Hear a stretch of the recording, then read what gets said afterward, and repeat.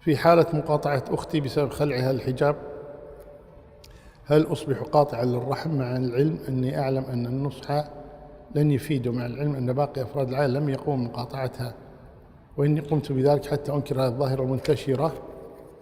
مع الأسف أن أبي وأمي رافض لما أفعله، ويتهمون بأنني قاطع للرحم وأني عاق. هي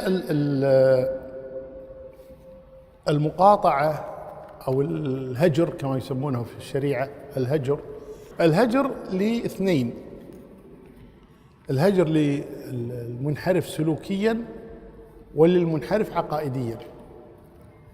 المنحرف سلوكيا هو الذي يفعل الكبيرة ومنها خلع الحجاب، والمنحرف عقائديا هم أهل البدع، وهؤلاء مقاطعتهم هي نوع من العلاج، لأنك إذا قاطعته سينزجر، خاصة في السابق إذا قاطعه عالم متبع أو كذا قاطعه الناس فيشعر بالوحدة ويشعر بالضيق ويشعر بكذا.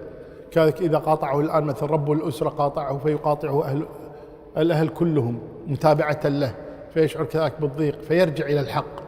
فالمقاطعة دواء،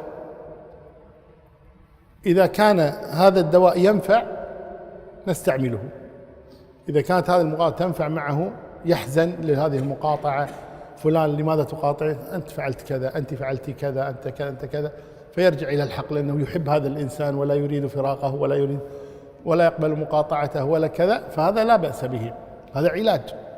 أما إذا كانت المقاطعة لا تنفع بل قد تضر، فهنا لا أنصح بالمقاطعة، بل بالنصيحة والدعاء والتوجيه، هذا أفضل والله أعلم.